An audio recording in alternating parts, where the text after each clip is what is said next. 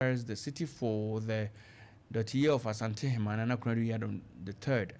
Another nationwide cleanup exercise is scheduled for Saturday, 13th September 2025, from 6 a.m. to 12 noon. All these are part of efforts by the KMA and Manshia Palace to make the city spotless and also presentable to people from all walks of life who will be mourning with Asantehemaa. To this end, all trading activities and all shops in the city are to remain closed until 12 noon while the owners partake in this exercise. The KMA and Manshia Palace reminds all commercial drivers that no vehicular movement will be allowed during the stipulated period for the exercise. Accordingly, all the security agencies and volunteer groups in the metropolis are encouraged to take part in this special cleanup exercise. Residents are also called upon to come out in their numbers to participate in the cleaning of our surroundings, especially from airport runabout to Manshia Palace stretch, Manshia Palace to Amakum stretch, and Manshia Ashtown and its surroundings. It is hoped that all security agencies, volunteer groups, traders, commercial drivers, and the general public will comply with this directive in honor of our Queen Mother, and is issued by the Public Relations Unit of the Kumasi Metropolitan Assembly. Nana, wakwe President Tawu Ejomide, dear Omo Kachren, KMA Kachren. Well, I coffee medase na yenchia yetiefo na enim say a free and new kwe kopem ochina na wotwene de ne say sabre de wo Asantehemaa muhan de obia siesie no ho obia siesie no say ye nyina de koja na panyini kwan na kofi enkaibwe ai free Kumasi Metropolitan Assembly. I came, but me de me mesusu say adjoining municipalities, you know, because I say so kwada someone because asokwari mampo because you say ofa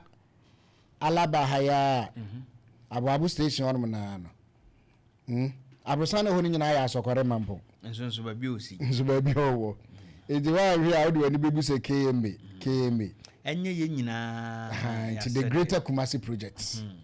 enye the greater Kumasi project because if so far some round about so free police station e cho nyina akwa so ame so see ho over baby akwa me alaji we ya push am we ya club 600 we ko nyina so ho yetafo na ofa ishaye so tafo ishaye so hono na baby gas na hye no ho KMA Mutra Dr. Ziza huko nyina azu yetafo. Muru market nyina yetafo. So eti do KMA na issue there. But say adjoining municipalities ni nyina no. Nyina ya dey ho se but so when KMA is specific. So KMA can only speak for KMA. Until said it, you know, respectfully want to make obi die but said the whole kind. Ye nyina ye hu say I said the KMA na kan dey. There is a book to obi tuni bafo. Now so afa bi atukutu because o share Opemsuo ya hwa ekwan ya da kwada so amantama mo fa sa stretch one say over the western north one na so mun na afa kwada so say hona sahwi ekwan ne da kwada so kro mu di hono ya bi so kwan so eda sa sunyan kwan so da kwada so odro ezeda bua kwa de ko street no na de ko bi from na de fa nka we no so de akọ se e ko bi ekwa ahafo na akọ no o da sabunu east de obefa na bunu east so fa kwa so ame ta kwa ya bunu east fa so ame na bunu ankasa so afa ebu akwa ya so Asantehemaa abrempo ni bi so free stretch ni nyina ba nti eye whole project but I say KMA a specific say a free airport runabout meaning say airport runabout a free airport runabout a different Joe fail what they cover the terms nyina no yeshim baby ana wona ntwie ne ba no nti wo sa afi de wo sa asokore mampo nso beka ho na mo kan wan hwe obi a o tenchen be kan se nti kofi se me wona ntwie de mama no airport a chire ho no mesro na kan yi na se so wona ntwie ba ko pe ne o za obi ama ne ma na ye obi de mama nka ma se ni ya odi he afo be se kofi wona ntwie mesro ayi tafro kro me ni it was na me ka asokore mampo asam yi because sa airport runabout on na o dey for DVL o kwan ni nyina so di ra sokore mampo so definitely ya airport runabout so say be nyaka nko ni mu asem dabi ni ntwa so ni nyina nti ese sa mre nyina akra no sa media no enwura na wo ni nyina ka sa mre ka ya dodo ni nyina runabout no ko si aboabo traffic light no o ya say eti we nyina no na onim a free airport runabout to afa boache dankwa janshi May 5 wa be fa braha bebo me ode bahai ko se de bebre ni braha bebo me o bebre ni braha bebo me na May 5 no crack ne one braha bebo ni May 5 nya se ne bom ene ho ne yi monfo di nkunya e free di chamso no bobi nkunya ne gun besi boache dankwa no ho no ha braha bebo May 5 na iswa no na export May 5 na say May 5 the next one abrosa white na say hono but back akra na obegina abraha babu medua na nim wono na enti free hono nyina no nim na say wo fa bonjour hono mo nso a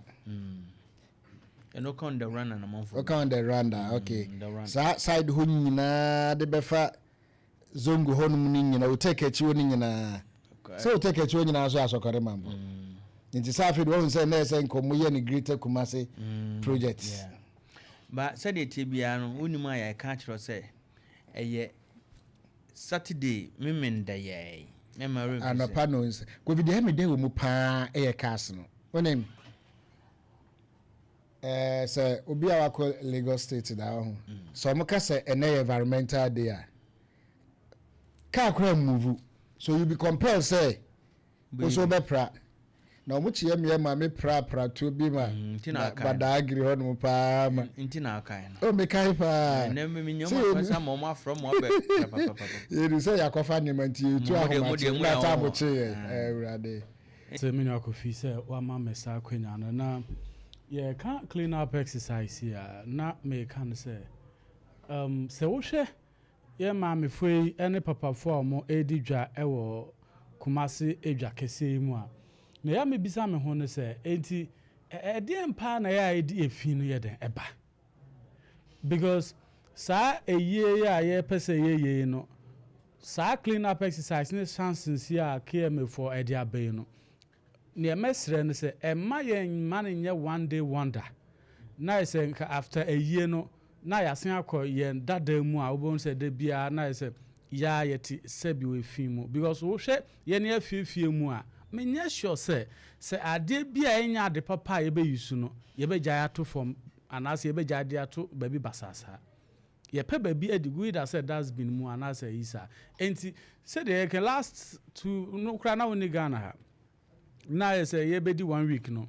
and I say clean up exercise and wo share Dr. Mensa honom no ye say kasa e best sa bola sabi o fin e wo honom no na enya asem ketwa wa fa opende nyongo yesu ano gata ne bi mu wa pa ne necessary gata na mana pefa ho asa na ka ho na enyongo dia na ya sefim se nipa te ho ton ade ton ne man de di nso ai bi wo kra na wo tokra na wo hohoro ho e bi wo no to ya na wudi enti no memesre se though directives na bad but my man enkoye say because of say ye be ye ninti ene ye sade no but ye momodin hwa kwan a ye be fa so a exactly sade na wo ton no say ebia papers a ye hye ho ana box say wo ho ne nasefo na say unyusu a ade na nipa na beto na wanje box na mo na fa to dustbin but we don't say see edidwa to say na nana prempe ken ekuafo ya omudi enema eba ahimachi say markets ahodo a ekuafo de nneema be we don't say car na alodi no sebi onwura na omo ede ayeye ebia demarcations bi ni sa no man obon se omo yi se bayro se ne omo eyi no obon se omo yi na omo apia anwura ni nyina ede agu ho no obi anka hwenchiro bia enti sa efin nsem ya ye kan ni sa no me no in fact ne me mesre ne se maamefo ne papafo na edi dwa ewo krom ni sa we no yemma cleanliness no enye part of us na yenye one another keepers na say hu so bi ye fin o ba bi anase na no say na of akwantwi na o kan wo say enka ese KMA omma omo ankasa members na wo honom no adwadifo no em policy omo ankasa omo ho te say bia minim say ha say no mene na prempe na eti ha say editwa enti yenhwe yen area ha say na yamma obi nye ha say ni fi si ehun so obi de ade to ho si ehun so obi ade bia yemma nipa no fa na ade na onfanko abaye na wa na prayer between her so ummo bia exactly but say ko ban say si zoom line for ba be pra we no be say ni sa no mana bon say we na ye ken no ye be ye for this na ye no Saturday so on Saturday we Saturday no kra nyumre nyame anya aduma ube kono na say akoye fin poto and ne America dey aso we na America no eso no yese say wo hwe mayan target only KMA and no dey kan aka because ahoho na ebeba no enye only KMA ha nkwa na most of them kra no omunda the metropolis exactly omo hotels are omo bookings are ada yina ntin ka message MMDCs are ewo Ashanti region not even only in Kumasi but ye making sure say when Asantehemaa na enya enye Kumasi proper and as a KMA na enya no but Asantehemaa na enya nti Asantehemaa enya na ye ka say Nyankopon ye adoma ye ba be ye dot ye ama na na hema no ye momodin say MMDCs na wa Asantehemaa ho nyina no momodin say omo be ma omo empesu aso ho no nyina no aye